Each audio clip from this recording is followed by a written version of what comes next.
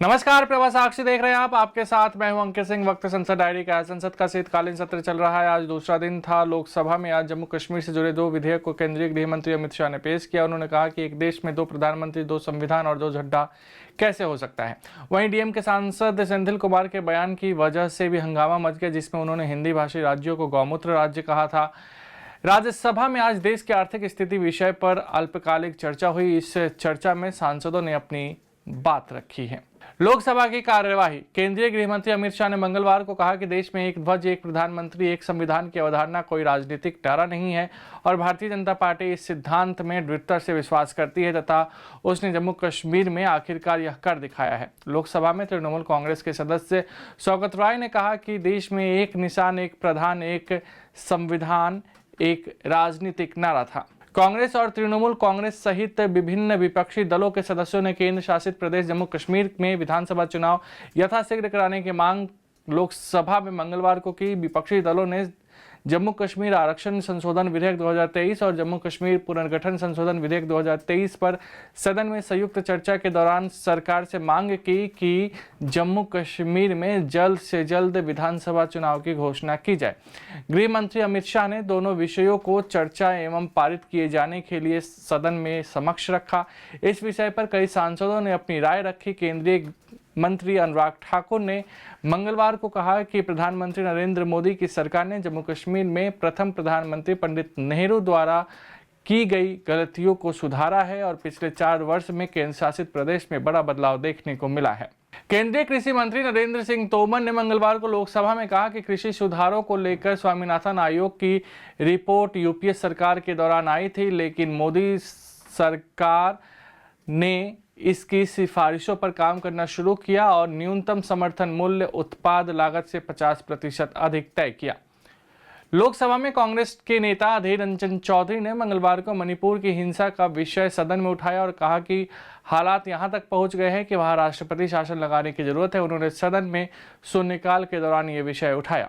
सरकार ने मंगलवार को लोकसभा में कहा कि महात्मा गांधी राष्ट्रीय ग्रामीण रोजगार गारंटी कानून योजना के तहत न तो पैसे की कमी है और न कार्य योजना की, बल्कि नियमानुसार काम न मिलने की स्थिति में राज्य सरकारों को संबंधित अधिकारियों से पूछना चाहिए। ग्रामीण विकास एवं पंचायती राज मंत्री गिरिराज सिंह ने सदन में प्रश्नकाल के दौरान बेरोजगारी भत्ता से संबंधित एक पूरक प्रश्न के उत्तर में यह बात कही है। डीएमके के नेता टीआर बालू और तेलुगु देशम पार्टी के सांसद जयदेव गल्ला ने मंगलवार को केंद्र सरकार से आग्रह किया कि चक्रवात मिग्जॉम के कारण तमिलनाडु और आंध्र प्रदेश में हुए नुकसान के आकलन के लिए जल्द ही केंद्रीय दल भेजा जाना चाहिए और इन राज्यों को सहायता उपलब्ध कराई जानी चाहिए।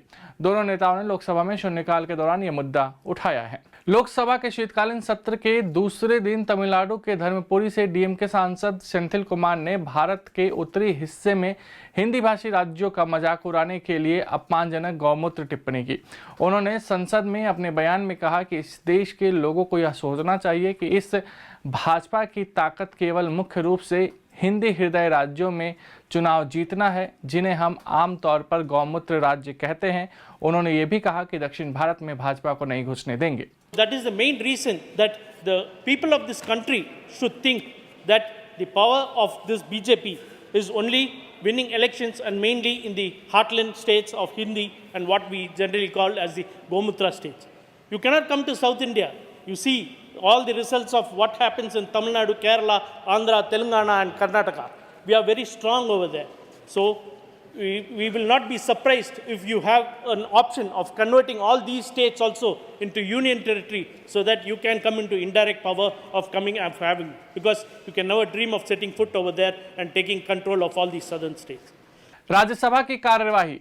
वित्त मंत्री निर्मला सीतारमण ने मंगलवार को राज्यसभा में कहा कि प्रवर्तन निदेशालय ने धन शोधन रोकथाम कानून के तहत कार्रवाई करते हुए 15,186.64 करोड़ रुपए की संपत्ति जब्त की है और इनमें से लगभग सभी राशि सार्वजनिक क्षेत्र के बैंकों को वापस लौटा दी गई है।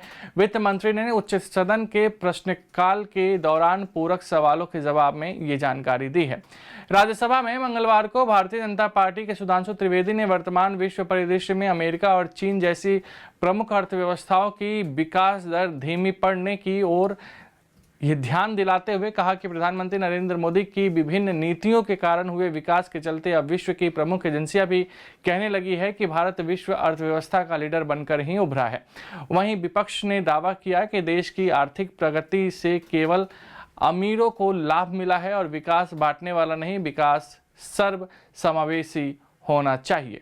राज्यसभा में मंगलवार को शून्यकाल के दौरान सदस्यों ने शैक्षणिक एवं कोचिंग संस्थानों में छात्रों की आत्महत्या से जुड़ी घटनाओं में हो रही वृद्धि और बड़ी संख्या में महिलाओं के लापता होने पर चिंता जताई। वहीं ग्राम प्रधान व महापौर जैसे छोटे जनप्रतिनिधियों को वेतन भत्ते व पेंशन का लाभ देने के लिए आवश्यक संविधान संशोधन करने और मनरेगा कानून के तहत राज्यों के लिए कोष जारी करने की मांग उठाई।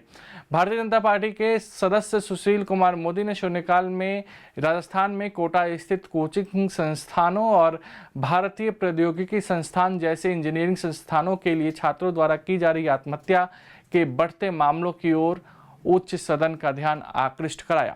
तमिलनाडु सरकार के मंत्री उदयनिधि स्टालिन द्वारा पिछले दिनों सनातन धर्म को लेकर की गई टिप्पणी का मुद्दा राज्यसभा में उठाते हुए भारतीय जनता पार्टी के एक सदस्य ने डीएम के नेता को राज्य सरकार से बर्खास्त करने व उनके खिलाफ मुकदमा दर्ज करने की मांग उठाई।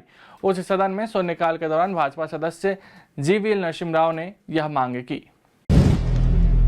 अगर आप भी लेना चाहते हैं देश दुनिया की तमाम जानकारी तो आज ही सब्सक्राइब करें हमारे चैनल को। साथ ही नीचे दिए बेल आइकन को जरूर दबाएं ताकि हर अपडेट आप तक पहुंच सके।